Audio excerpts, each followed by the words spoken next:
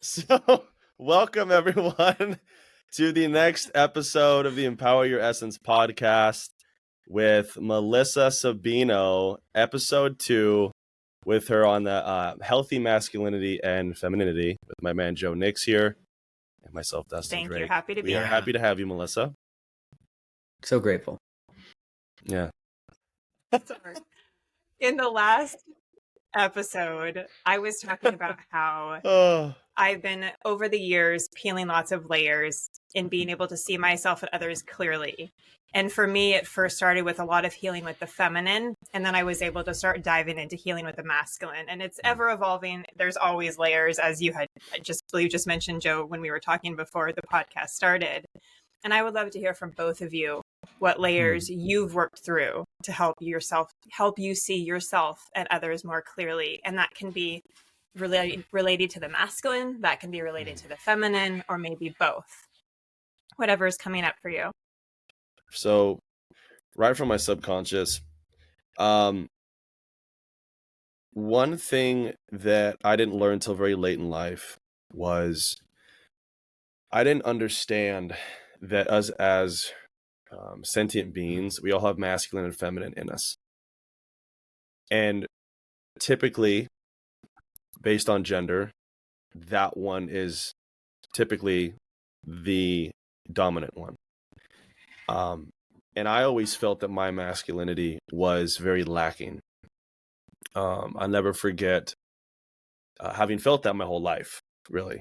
I was in I think you both have heard stories, which I won't probably tell people right now, of the retreat I did in the south of Germany. It's a very interesting retreat. We were doing these things called horseshoes, and I never shared it with anybody. Maybe people energetically saw it in me, maybe they had intuition, or based on just how I showed up in the world. But I remember telling everyone in these very private, vulnerable shares where you just pour yourself out in front of groups of 10 people where all the chairs are in like That's the horseshoe. Like a U Gotcha. shape, like a horseshoe. Exactly. And so there was 40 people at this retreat. I'm in my group, and I forget the question, but it was just, we're supposed to say like our biggest fear or what's something we've, I think, never told anybody in our life, and just share it right there in front of people. And I told everyone, and I never said this, and I was terrified. And I said, I have never felt like a real man my entire life. And this was this 8 years ago, I think? I just started crying. And so to answer your question, that's the first thing that comes up, because the far majority of my growth in life has been in the last 8 years. And I feel way more like a man than I ever have ever. I was the skinny kid. I was bullied severely freshman year of high school every day for the first half of the year, starting the first day by the TA in PE in front of all the boys and girls. I was punched. I was stepped on. It was humiliating. So I came with a lot of that energy. And so whatever shred of confidence I did have going in high school was very challenged. And so I lived a very, how would I say, reactive lifestyle for a while, partying, getting into trouble, seeking material, money, material, women, trying to just, feel better, just to feel better. And so my journey with masculinity has been a very trials and tribulations kind of journey, where I felt very insecure about it. I didn't feel like a man, and I always felt less than. I felt broken. I felt unwhole. I felt not enough. I felt unlovable. I felt unworthy. All those things were just a plethora which led me to my dark night of the soul, and then what the spiritual life and the personal growth journey I've been on. And so that for me is where I come from, very uncomfortable. And it's made me who I am today, because now I see it, speaking of Batman, this unconscious little thing there. I started learning that not only is it about just destroying all the femininity in my system and to be all the masculine, it's like, whoa, not only I want to have that beautiful dance with others, especially in my intimate relationships, and feeling masculine with my male friends, but in myself, I started to learn my own gifts, being very sensitive, being a highly sensitive person. And like, not only just not logically being like, oh, yes, that's great. I have this extra skill. I was told that for a while, but I didn't believe it. I hadn't embodied it. And I started living in a way where it's like, I really believe that to my core. That, speaking of superheroes, this is the explanation I would give of Man of Steel. Hopefully people have seen it. If not, I'll tell you what happens. So Clark Kent as a kid, overloaded by all of his sensory ability. He's in school. He has x-ray vision. He's freaking out. His heart rate's going off the charts. He's got lasers coming out of his eyes. He's just, he feels the criticism from reading people's, minds. And as a sensitive person, I felt like that. I felt so sensitive and just odd. And that made me feel less masculine. And so, like Superman, in a sense, I learned over the last 7 years how to turn that into a superpower, literally, to help people, to hold space for people, to make people feel seen and loved, to create better relationships, and to feel better within myself. And so that's almost that feminine part of me that I learned how to turn into a superpower and love and embrace and utilize as a gift and not a curse. And then doing the work on, okay, then what really is masculinity to me? What does that even mean? It's like success. It means something different to everybody. And so for me, it was the book we mentioned last time, The Masculine Relationship, Men Are From Mars, Women Are From Venus. Those books helped me realize this is essentially the more I have a healthy emotional inner system, the more I am at homeostasis with my emotions. I feel them unconditionally. I'm honest with them, to myself and those around me. And I know how to not react most of the time. I'm human. I still do it to a degree, for sure. But the amount to which I react to my emotional system is dramatically decreased. So to me, and this is quite a long-winded answer, I think if I can get more to the core of what is masculine for me with my journey being long to get here, it is if I can be the kingdom of my world, which I said of like, here I have thoughts, I have my feelings, and I have my 5 senses. And I'm responsible for my life. Like, everything is my fault kind of motto. Taking that with a grain of salt is like, I am responsible for everything I like and don't like in my life. Nobody else is. And if I can then be a friend and in harmony with my emotional system, and then especially in a relationship with a woman, provide safety or leadership or structure by doing that myself and getting better, like building that muscle every day. What am I doing every day? What are my habits? What is my home base? So then how can I share that with the world around me? To me, putting my superpowers and that all together has been a very humbling, very exciting journey of feeling more like a man than I ever have in my entire life. Thank you. Yeah. So thank you, Dustin. that's what comes up. What about you, Joe? Would you mind reading the question again? Of course.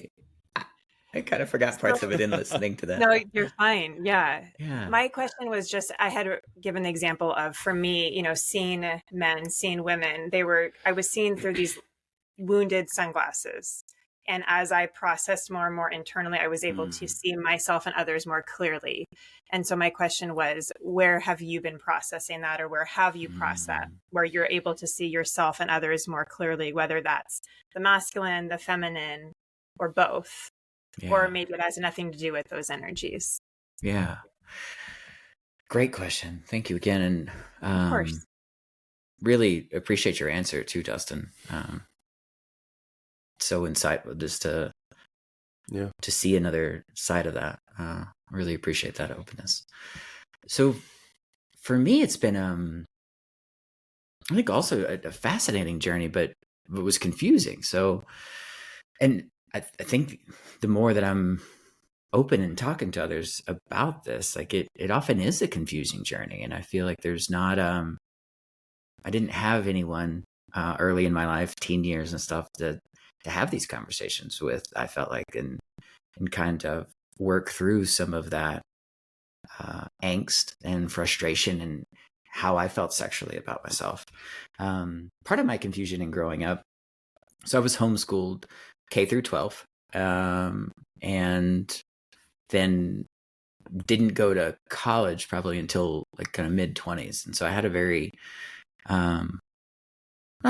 there's other people in that situation too, but it was definitely not mainstream.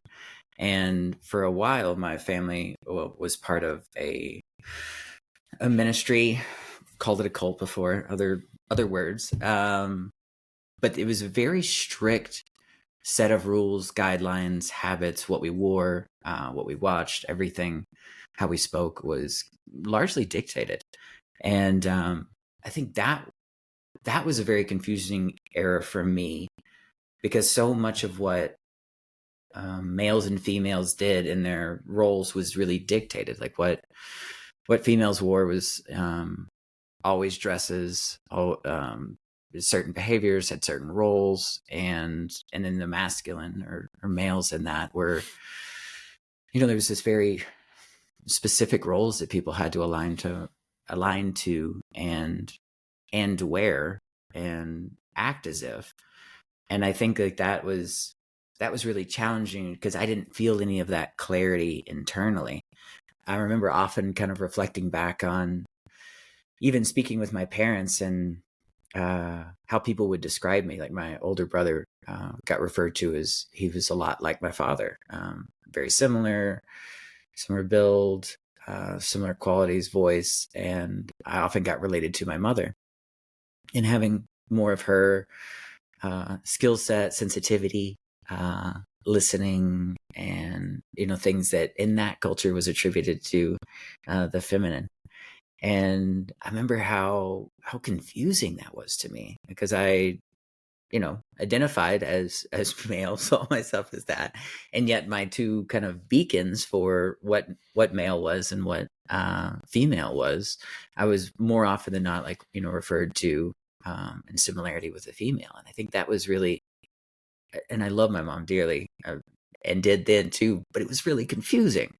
And back to, didn't have the language around this, didn't really understand those energies even at that point. So this is probably 8, 9 up into mid-teens. And I just remember, I think, kind of continuing in that frustration. Like obviously teen years are challenging, but I think this is a big piece of it. Like an individual's understanding of their place, their role, and in their own sexuality, and even discovering their own sexuality. Like who are they attracted to? And I think it's fascinating how I didn't feel a lot of freedom in that. Like to be anything than what was dictated in the roles. And so I don't know. I think coming out of that environment and re-entering, I for lack of a better word, the normal world, when I kind of stepped away from that program, that ministry, and started to live where people wore whatever they want, and ladies, girls wore pants, shorts, jeans. Oh God, how crazy what a transformative time in my life that was.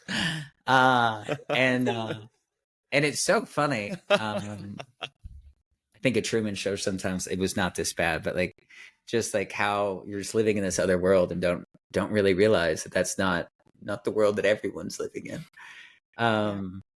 And so kind of late teens, early 20s was a very, I think, constructive time of trying to just rebuild what that meant to me. Actually started having those conversations with people in my life for the first time, decades after I'd started having those questions, actually, discussing with people what that looked like. And I think I was very surprised by how much of our roles, our gender, our even our sexuality, and how we identify with either the masculine or the feminine, or something in between, can be dictated by our surroundings. I mean, there were so many. I think how I show up and understand myself now wasn't even a model or an option I had as a kid. It wasn't even something that I had read about or seen somebody else. And so I'm just I'm trying to remember where I was going with that. More than anything, it continues to be a learning journey, and I have like similar to Dustin's point, I think just been so encouraged and by the fluidity and the reality that we all embrace and have aspects of both in us, and understanding who you are and showing up in what that means for me at this moment is the most important thing. Not my ability to express that to somebody else, not wearing clothes that are easily identified as a gender or a preference there. And I think so much of what I learned in that was just how important it is to be yourself and to own that, own where you are in that spectrum. And there's not a right and a wrong to it. I think that was one of the things that gets taught, or at least that I felt growing up, that there was a right and a wrong way to express that, was a right and a wrong way to be masculine or feminine. And I've just been so encouraged, excited to learn other, and to lean into just being myself and asking questions and exploring this space. And it continues to be something that I think fascinates me, and how much it dictates how we understand ourselves, our identity, and connects to our self-worth. And so I'm excited to continue chatting about this and sitting with it. Thank you for the question.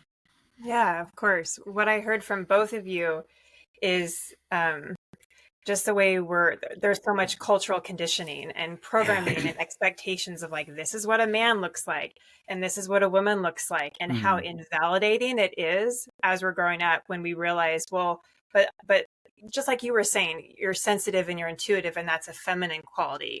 Well, we embody both of those energies within us, right? So it's almost like we shut down parts of ourselves because we're told this is what we're supposed to be like. And it's just so invalidating and so liberating when we can really embody whatever that balance is for us of both masculine and feminine energies.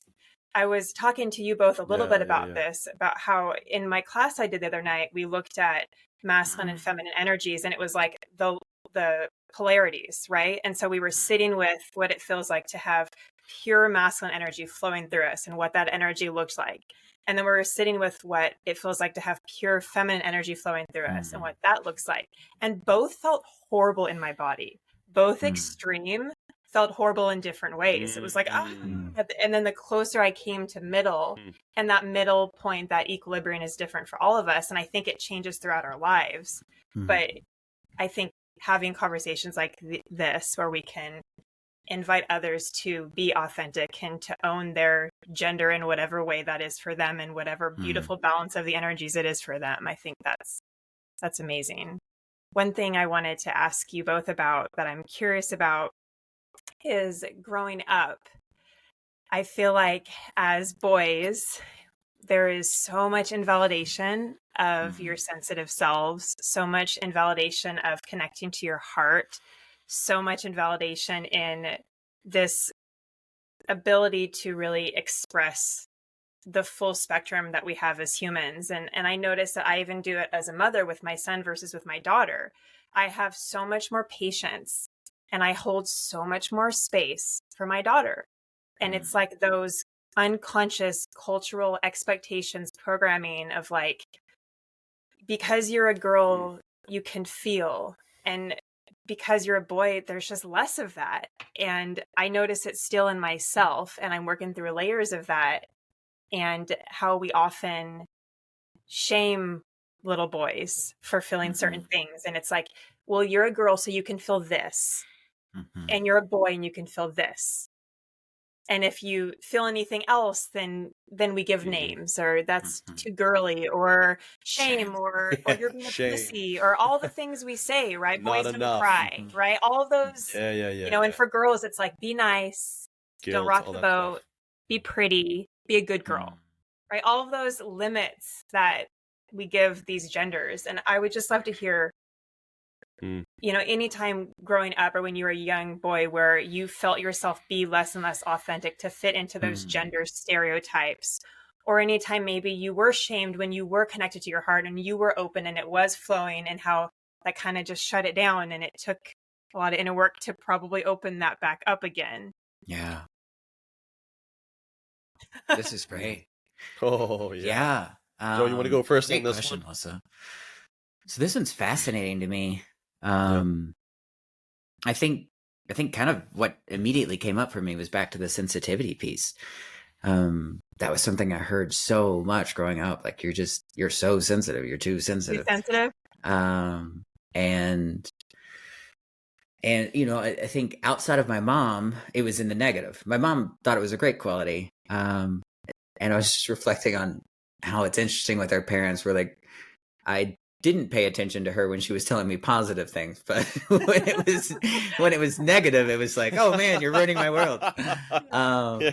But you know, she was like, that's a great quality. And but everywhere else I looked and heard in life, like, it felt really heavy, and it felt like that's not what I wanted to be. I wanted to be strong. I wanted to be brave, because those were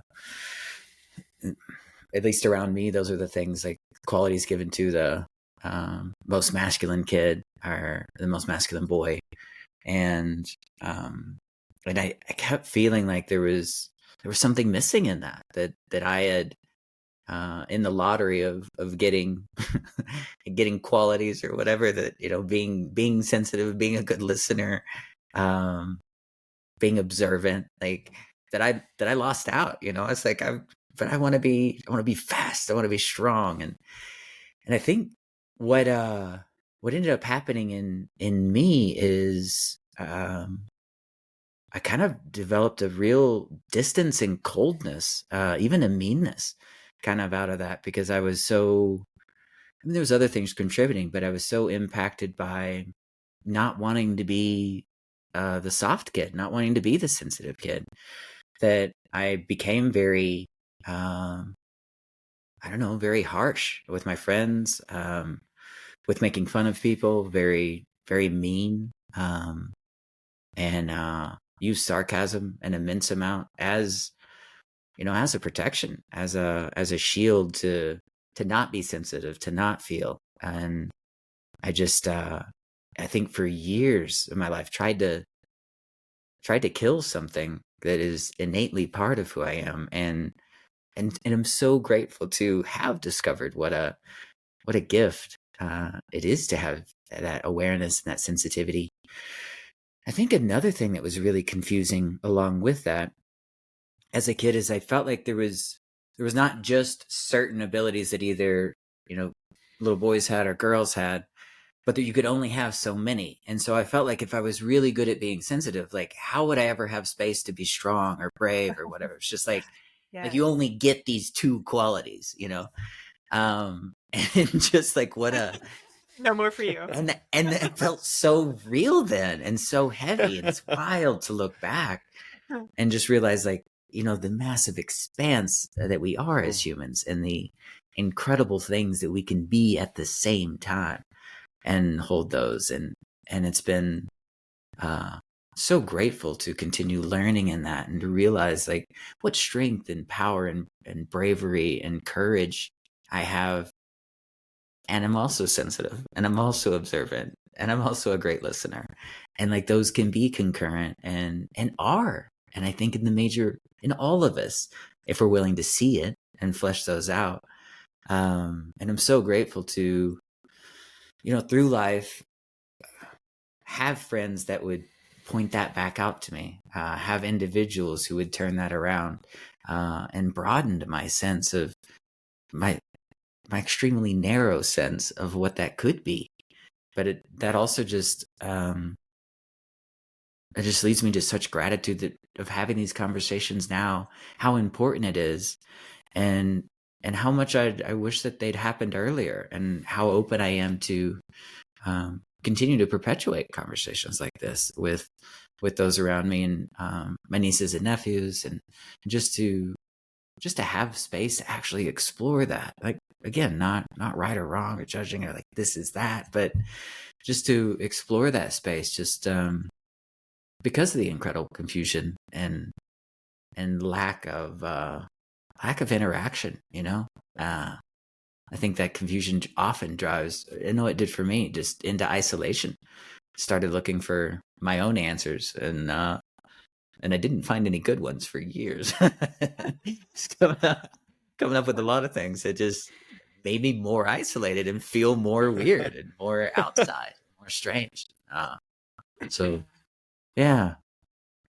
I know the too sensitive so well. I cannot count how many times I've been told that in my life. And the more you both speak, the more I realize that so much of it is beyond gender and just part of being a human, a sensitive human. But I want to hear from you, Dustin. But one thing that's coming through really strongly that I wanted to share when you were talking about, being so sensitive, and I fully agree. The sensitive people in our world are among the strongest. We are so deeply sensitive or deeply strong to be sensitive, to have our heart opens in this world. So really honoring that. But one thing I noticed, what you were sharing about your journey, is how you were very sensitive, and then you went to, very closed and very harsh. And I kind of see it as like swinging on the pendulum, right? And how we embody both sides. So we embodied that side that didn't feel quite right. And then we had to swing to the other side and realize, that's actually not authentic for me either. And then I feel like we naturally find that balance placed in between. But I know for me, I kind of was hoping I could just jump from no alignment to like balance. And I found for me, I've had to go to both sides. And the example that's coming up for me is, I left a really unhealthy marriage, and there was a lot of control. There was a lot of manipulation, and there were a lot of roles that I didn't really have choice in. There was a lot of roles that were either unconscious, or the roles were like grounded in shoulds and expectations. So they just felt really yucky. And then I left the marriage, and it was like freedom. So I'm on the other pendulum, and it was like nothing but freedom. Thank you. I was totally what for. Nothing but freedom, no roles, no constriction, or nothing. And then it's like I'm finding that balance of like consciously choosing all the roles in my life, consciously choosing how I show up, constantly choosing the people that I invite in my life and the people that I connect deeply with. But I needed to have both. I needed to experience both. And there's power in embodying the polarities and then finding your happy balance. So that you really brought that up in me. So thank you for that. Oh, it's beautiful. So well said. Thank you. Dustin, do you want me to repeat the question, or are you flowing? You read my mind. Just really anything you want to share about being a young boy or a young man, and how there's just so much shame in the masculine and feeling and expressing. And I've noticed that there is so much less permission for boys and men to feel what they feel and to express what they feel. I feel like we give men permission to feel and express anger, and that's kind of about it. And everything else, it just seems like there's so many limits and so much conditioning, and the adults that love us in our lives, I think, unconsciously can reinforce that without necessarily even meaning to, just because it's like permeating our world, and that's shifting. But anything that you've experienced or anything that's coming up for you about that? Yeah, this is a great question. And this is a much more impactful question for me in my life than the other question. The other question was a great question. Like being this, like, I didn't even really fully understand what HSP was until last year. I'd heard about it over the years, but what's that stand similar for? to Joe in a sense. A highly sensitive person. Manifested. Thank you. Highly sensitive person. Yeah. Anyone listening, we're going to do a podcast on that at some point soon. So more coming there. But highly sensitive person. It was like I've heard through the years of therapy I did and my own mental, emotional, spiritual, physical journey of like, you're an empath, you're sensitive, you're an overthinker, you experience emotions more than others, you X, Y, Z. And then HSP is a thing in multiple species. And I'm like, oh my gosh, this is so me. And there's a 23 question questionnaire, and I'm a 21 out of 23 on that quiz.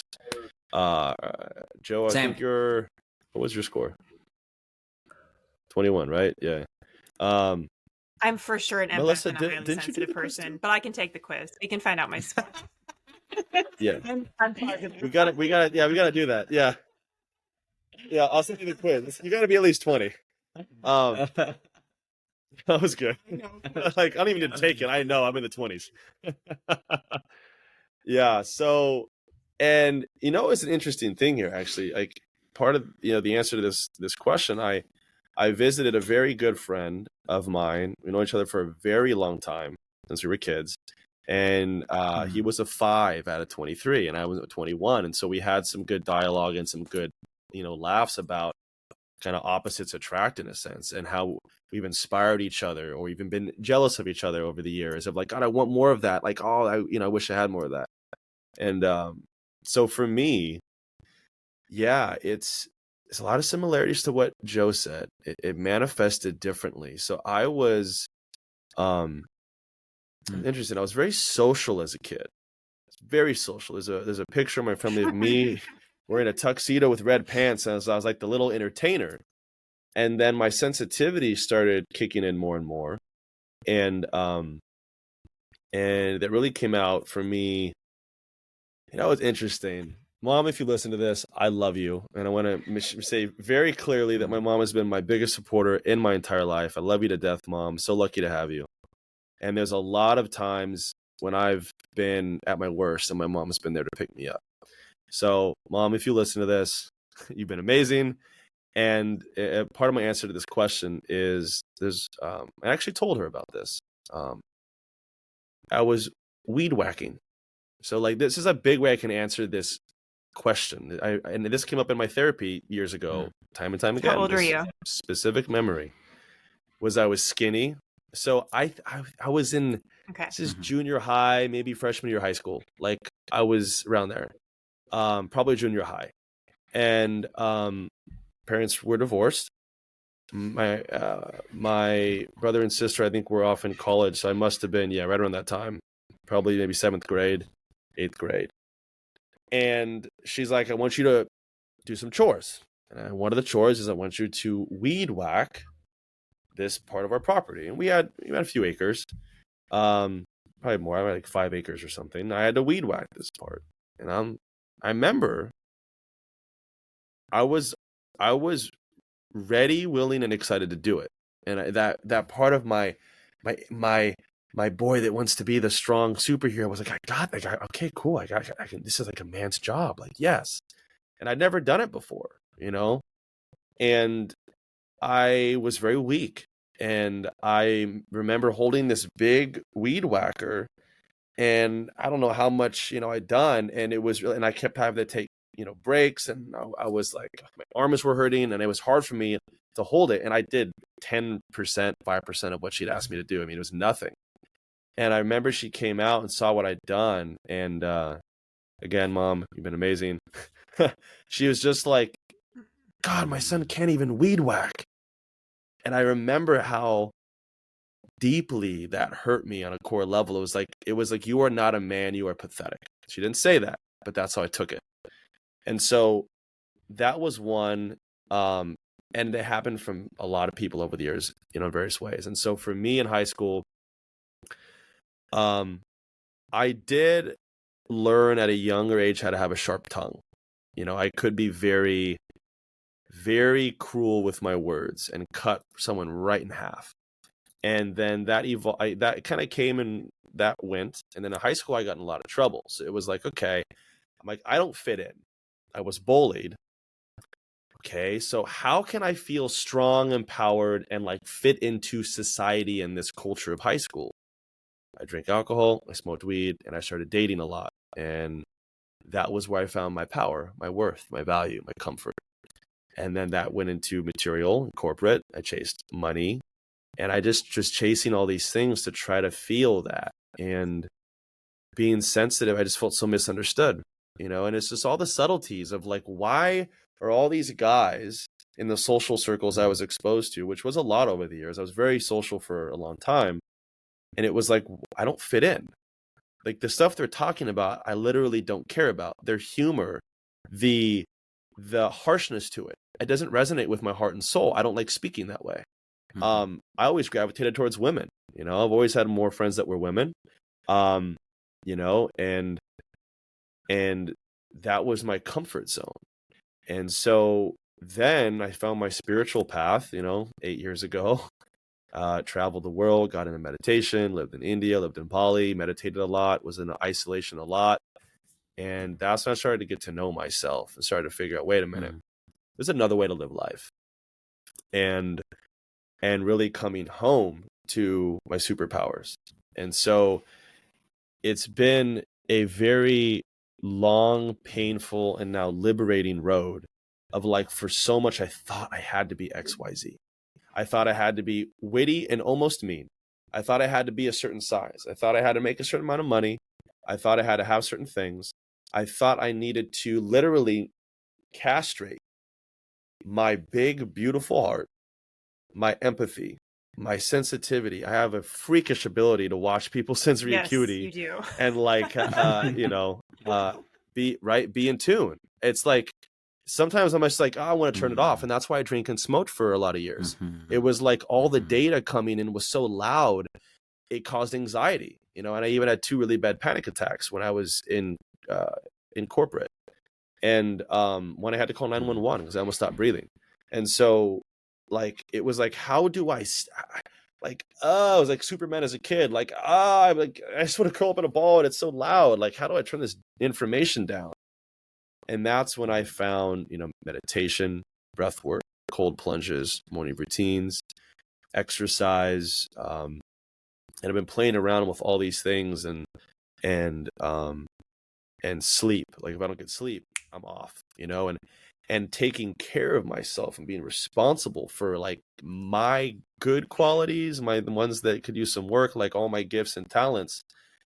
When I take care of myself, I spend a lot more time in my routines than most people do. Sometimes I really wish I didn't have to, and I tried not to, and then I'm like, God, now I know why I do it because I'm so much better when I do it. To me, that is being a man. I'm taking care of myself. I know myself. So then I can be the best version of myself for everyone around me and have them have had a better day or learn something for having spent time with me. And I can go really sensitive, and then I can also learn how to be stern or serious or handle the business when it needs to be handled. I've gotten way better honoring both of those authentically, not because it's who I should be. It's I'm able to do that and show up that way, and I'm always getting better, and I'll never be good enough to where I can't keep getting better. But that's literally how I got into what I do, as you both know. That was an organic journey of, wait a minute, you mean I can get paid to look deep into people and talk about emotions and thoughts and becoming a better version of yourself? And yes, it doesn't feel like work. I love it. So that's a summary of my journey. It's been a wild ride. Resonates so much with everything you both said.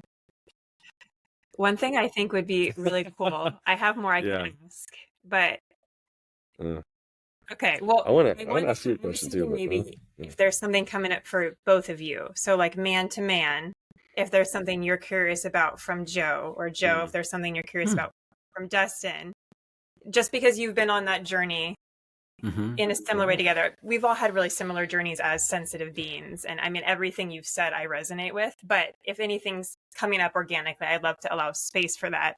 If you want to ask me a question, I'm game for that too. Is it going to be a 2-parter? The one that's coming to mind right now for me, Dustan, is as you started to transition from a state of more frustration, confusion around your masculinity into the acceptance, the owning and stepping into that, what was one of the most helpful resources, habits, or maybe it was modeling? I just what was one of the more impactful things for you during that transition? Yeah. So, okay. So having had been on the kind of masked, inauthentic, just need to fit in and be successful, whatever that meant to me then in the world. And then I shift into, it was when I was in Bali. So I've been doing yoga for years. I traveled the world. I had been meditating for years. I've been exposed to Joe Dispenza. I've been exposed to a lot of exercise over the years, a lot of foods and supplements, and I'm doing all these things. and even therapy. I tried DBT, I tried CBT, I tried EMDR. I even took antidepressants for a while when I was younger. I tried a lot of stuff to feel more peace and fulfillment authentically in my system, and not just trying to fake it till I make it, because that wasn't working. So the biggest shift for me was when I was in Bali, and my ex and I were invited to a private meditation, and unbeknownst to me, Tim Ferriss was there. So I love this story, so much fun, because he was a big impact on me at my darkest time in my life, though he didn't know it. And so years later, I see him outside journaling in the middle of a private villa in the jungle, and I got to meditate with him on this guy's land. And the guy whose land it was gave my ex and I a book, and that book changed my life. And it was the presence process, which I've told you both about and told a lot of clients about. And different strokes for different folks. As I've gotten more and more and more on this path, I've seen similar ways this has been taught from different avenues. Whether or not I was exposed to it, it just never clicked.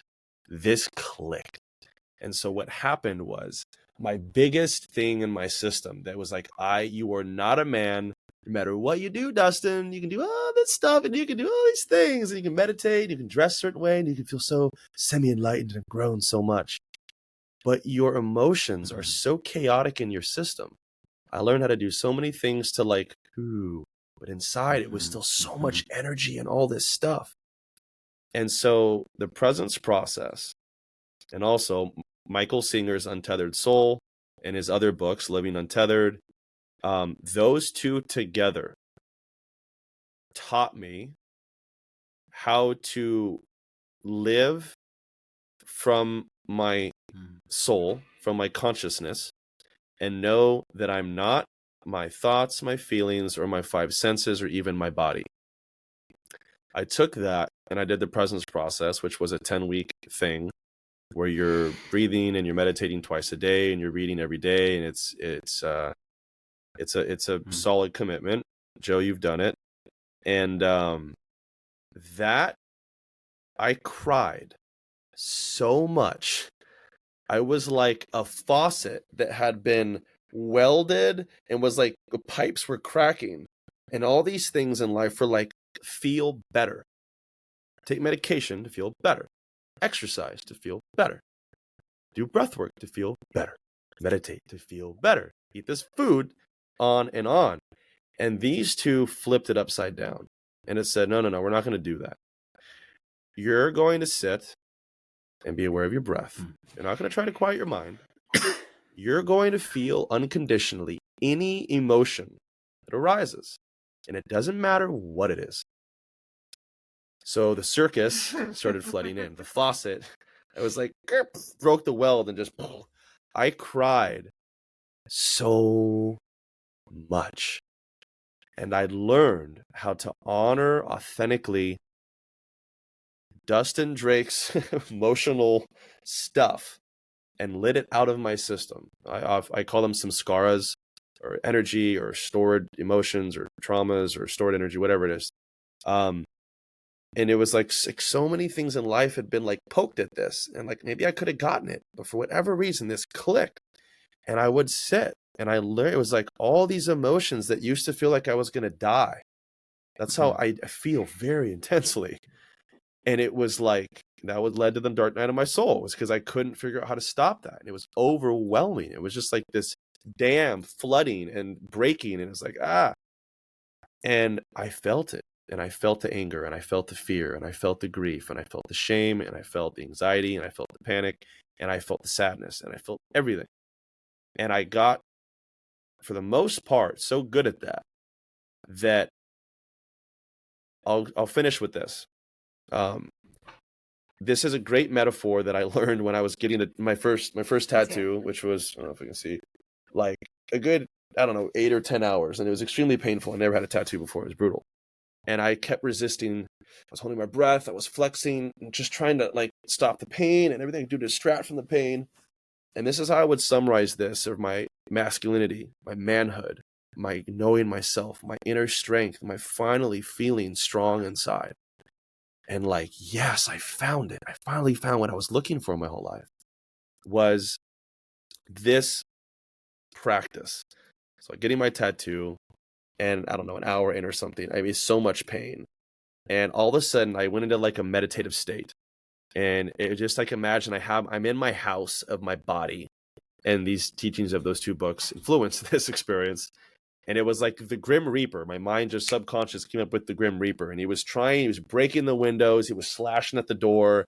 He was casting spells, and like, and like my house was just getting attacked.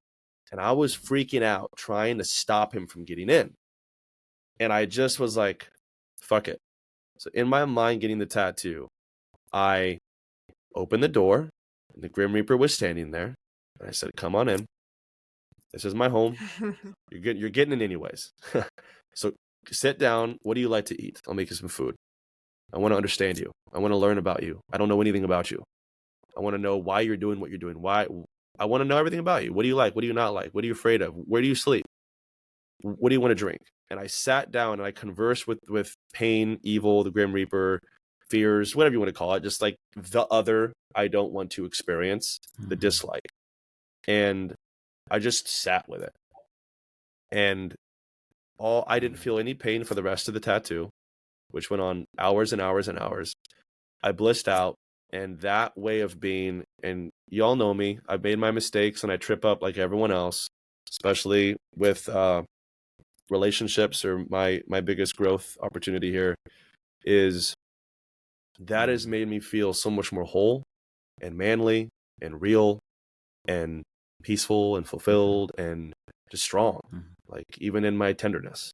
So that's a damn good question. I'm honored to answer it. It was fun to answer it. That's my answer to that question. Man.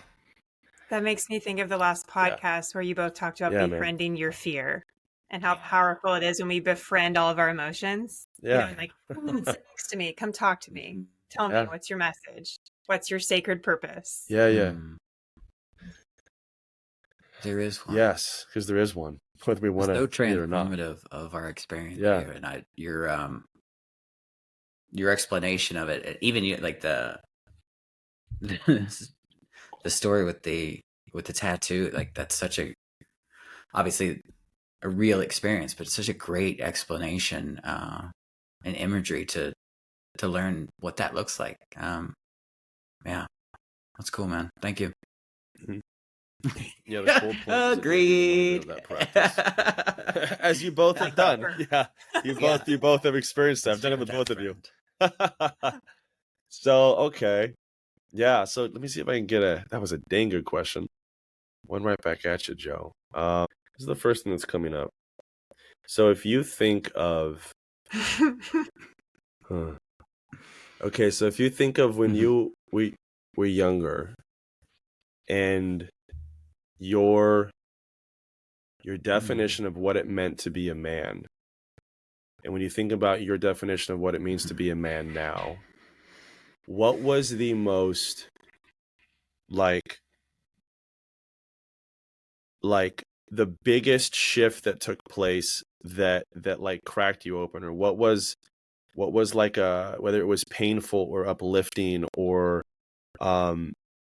whether you were alone, or it was a dark night of the soul, or it was a conversation with someone, or a mentor, or a book, like did you have like how do I summarize this? One of the big highlights for you that shifted you from boyhood to manhood?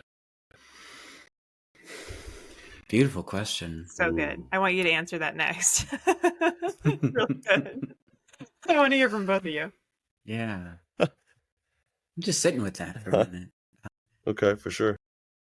So what's coming up for me is something I didn't have language for at the time. But it was the shift for me of doing something, like being a man was an activity. I didn't realize it as that, but it was something I was trying to do. It was like a role I was trying to play. And so like trying to be strong, trying to act brave, trying to say the right things in a relationship, trying to be at whatever it was at that moment that felt the most masculine. And there was immense amount of that activity for me that I didn't realize at that point until I started to like let go of it. It was how limiting and narrowing that was. I had such a skewed and, I don't want to say, like, just uninformed picture of what a healthy male was, and just out of my trying to grab at it and step into that. And it was exhausting because, again, like, I was trying to play a role that I didn't feel. I didn't align with it. I didn't think I was that thing. I was trying to convince everyone around me that I was a male, that I was strong, that I knew who I was. And it was so exhausting and so frustrating and so painful, and consistently felt misunderstood, which makes a lot of sense once you step away from it, because I had no idea what I was trying to be. I kept playing these different roles, and other people kept not understanding them because they weren't me. There was no substance there. They couldn't have understood them. And so one of the biggest shifts, like linguistically, that I understand now, is like really where that changed from like an energy of trying to do into a being, and accepting who I actually was, who I actually am, and started to not act that, but be that. And that was a transformative shift, not just in my understanding of like masculinity myself, but just sensory wise, like kind of relating back to something you said before, just about being highly sensitive in that. And this can happen to people who aren't even highly sensitive too, when you're not living in your,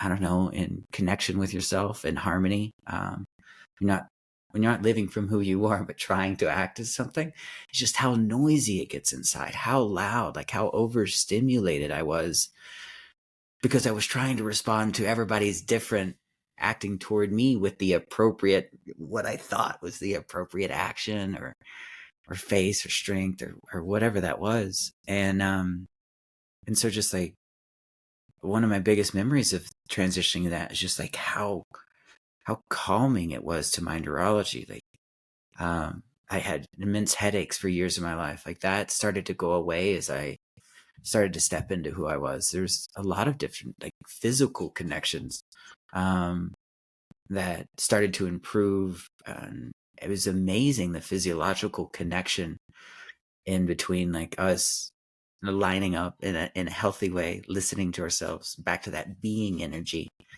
out of that acting energy. And that was actually something that was largely brought about for me through silence, through space, through actually getting alone and being in willfully, I think, which was important, in isolation, and actually like just getting to know me for maybe the first time, instead of basing who I was off of other people's comments or reflections, or interpretations of who I was.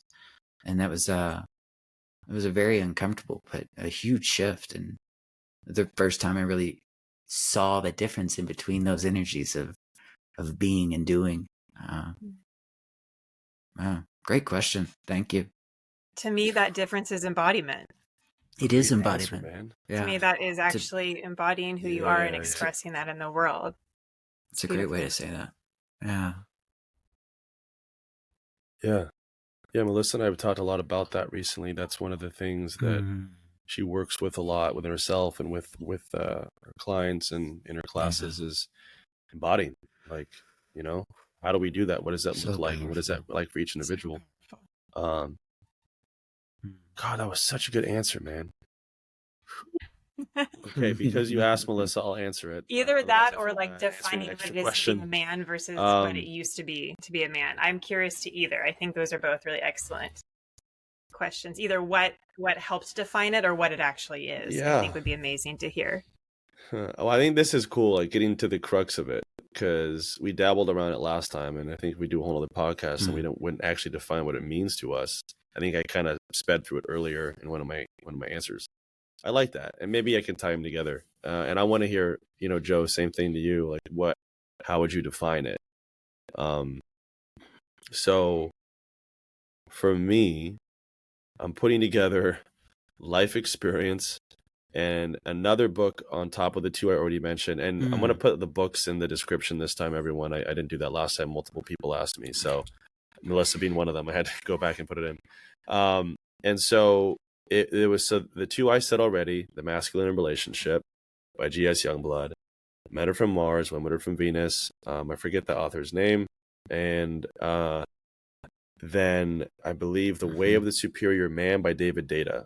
Those three books on what it like more aimed at being a healthy, strong, integrated man were to this day still are the most impactful. And then so experiencing and playing with those, my answer would be healthy masculinity is that, I'll speak for myself. So defining healthy masculinity is that I'm more in my healthy masculine when I am authentically grounded in who I am, knowing what that means, and my state. And then I would say in relationship especially, it is I am providing, I'm taking this from that book, structure, safety, and leadership. And I want to break these down really quick because these can be taken very different ways. Melissa and I even had dialogue about this that was a little spicy at one point. It was fun. Because it's like, what are you saying? And I'm like, great, let me tell you. Like, because I think this is traditionally can be taken interesting ways. And so I would say that. So leading is I know what I want. I know what I don't want. I'm real about that. And I'm always trying to get better at this too. Even saying things right in the moment. I'm be totally honest. I'm still working on that. I'm always trying to get better at that. I still slip and fall in that. But at least I know my North Star and I know what it is now. I know what I believe a healthy man to be. And so I know what I want. I know what I don't want. And so I have increasing clarity on that, whether it's a restaurant, whether it's my career pathway, whether it is my schedule, whether it is, something fun to do, go on a vacation, whatever it is. I know what I want. I know what I don't want. And I'm able to communicate it, not in a way of a dictator, but in a way of like, hey, my partner, or hey, to a friend, or hey, to a colleague or a client, or whatever. Here's what I think would be the best thing for me. What do you think about that? Do you want to do either of those, or do you have a different idea? And then it makes it easier on those around you. So like you're leading, but you're not telling, you're not dictating. And that can manifest in various different ways. So to me, I think that's a good pillar of healthy masculinity is authentic, grounded leadership. And then the second one being safety. So for me, it is whether it's financial safety, physical safety, like protecting those around you from physical threat. So I started learning how to fight years ago. I'm not great by any means, but I know various styles and I plan to continue that. And emotional safety being one of the biggest ways that men fail. And I'm aware of what is authentically emotionally happening for me. I'm not reacting to whatever stimulus, typically a person triggered it. I'm learning from it. I'm owning it. And I'm being honest about it in the moment. And especially for women. So like as the feminine in a partnership is, I've heard this from a lot of women. They don't trust men because the men aren't being real about their emotions, right? Women sense the energy. Like, all three of us are sensitive. We can all sense sensory acuity quite well. Body language, eye movements, energy, tone of voice, posture, all that stuff. It adds up to what's really happening. And if I'm not being authentic with being that I'm straight, my woman that I'm dating, my female partner, and I'm her man, she's going to know that. And I'm not providing, she can't feel safe if I'm not being real about my energy, my words, and my actions. If that's not aligned, who's going to feel safe about that? You feel like danger. I don't know what's going on here. And so that's a big piece. And I feel a healthy man knows that about himself and knows how to communicate it and be real about it. And then the third thing is structure. And so this, various ways, but to me, it simply means I provide a certain level of stability in what people can and can't expect from me. And if I'm in relationship, it'd also be a container of sorts. So like structure would be like, hey, if we're having a disagreement, we don't scream, we don't use vulgar language, we don't hit each other. We can express ourselves. That's a container of structure. Do you agree with that? Cool. Let's play in this arena. Let me lead us with some structure so we both feel more safe, and that provides more stability, and it feels good. And then you kind of know where you're at. And I'm also getting better at that as well in my life, being a sensitive, emotive man. And so that's a long answer. Oh my God. But that's how I would define healthy masculinity. And I would say, man, You already did, didn't you? Did I miss something? I guess I did. Joe? If you think I did, it's fine. No, I kind of went off. I thought he answered both too. Yeah. Okay, I got to echo Perfect. like 5 million times. That's good. Emotional safety. It just feels so huge. And I also feel like it's really important to say the masculine deserves that too, right? We need to be able to provide that to each other. It's not one way, but that is huge. And how rare it's rare that I've experienced that. And when I have experienced that with people, it's life-changing, hands down. So I just had to, I wanted to like start clapping, but it was going to mess with your flow. So just know I was clapping. Like deep in thought. You're like, yeah. I'm like, wait, what happened? Next time. Yeah. No, I like that you said that. I've had several women talking to me recently about that, of going against the status quo of culturally where we're at with toxic masculinity. And I've been amazed to have many women stepping up and be like, dude, women are like, where I'm like, I would expect a man to say that. And you're women saying this that I really respect and are grounded and are responsible and are loving and are kind. And like, basically, simply echoing what you said of like, it's not just the man needs to do everything and blame him and I get to do whatever I want and it's XYZ and blah. And it's like, no, I got to do my work too. We got to show up. We need to respect each other and be a team and honor each other and support each other.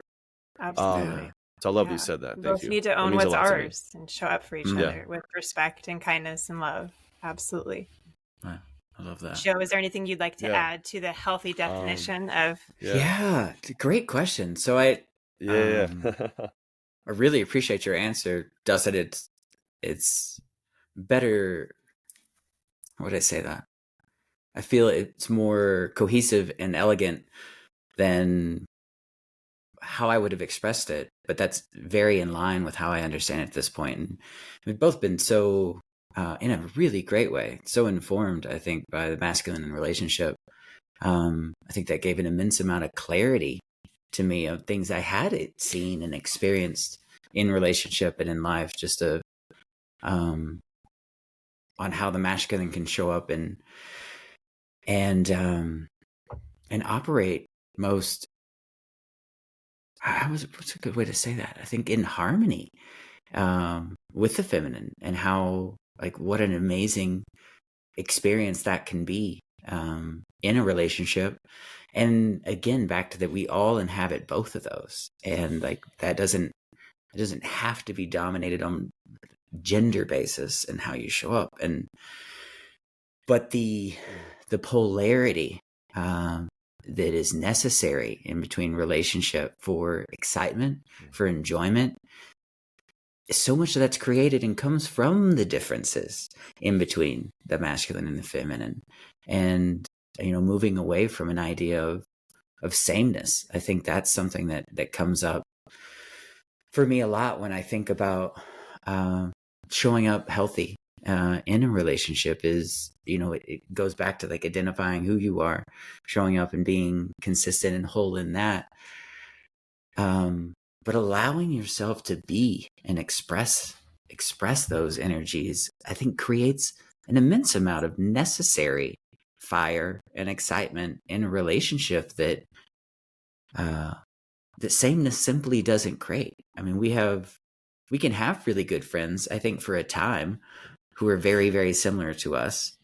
But in my experience, like often that relationship fades because I know myself. Like there's not that contrast. There's not that, if someone is mirroring to the extent that they show up exactly like you show up, like there's not a lot to gain from that. I mean, it's, it could be funny.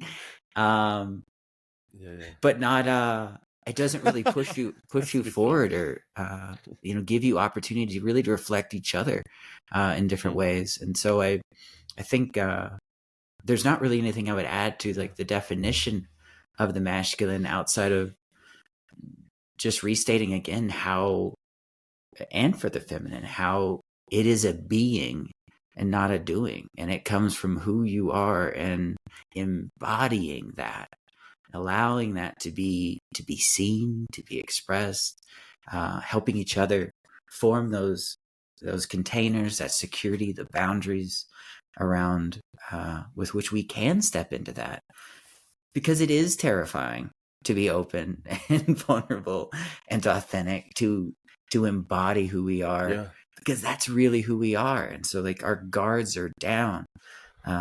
So much of the time, I think it really does take a relationship. It takes other people cultivating that with you. It's not something we can do in isolation. And that's been so transformative to my understanding, and being able to continuing live this out in a more authentic, more fulfilling, meaningful way, not only for me, but for my beautiful wife and partner. I mean, like it's changed our relationship so much. Again, just kind of leaning back into that embodiment, and instead of trying to act it out, I just can't get there. Amen. Dude, yeah, what do you got? I want to add something to that, man. That was such a good answer. You literally got a golf clap from me. That was so good. Together. I know, it's just like slow. And no, that was so good. And I wanted to bring something up too, is I want to see if this resonates with you as well, man. Is in the book, The Masculine Relationship, he talks about training your nervous system. And like the whole point you just said about you're embodying it. It's authentic. You're not acting. You're not faking. You're not trying. You're not. It's like, how do you get to the point where it's real? And that was the thing I was chasing most of my life. And he talks about various practices, right?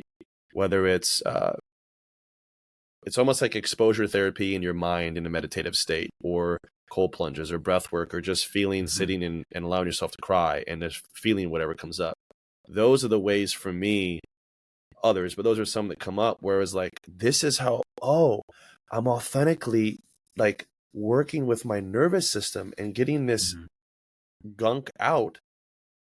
And so I'm actually, I'm authentically in this state now. Oh my God, this is what I was searching for. And I think that's the energy that men can't fake, that women are like, haha, nice try. Like, you see right through it. Like, yes. Yeah. And that's the embodiment piece, right? And it's like, it is attainable. You can shift.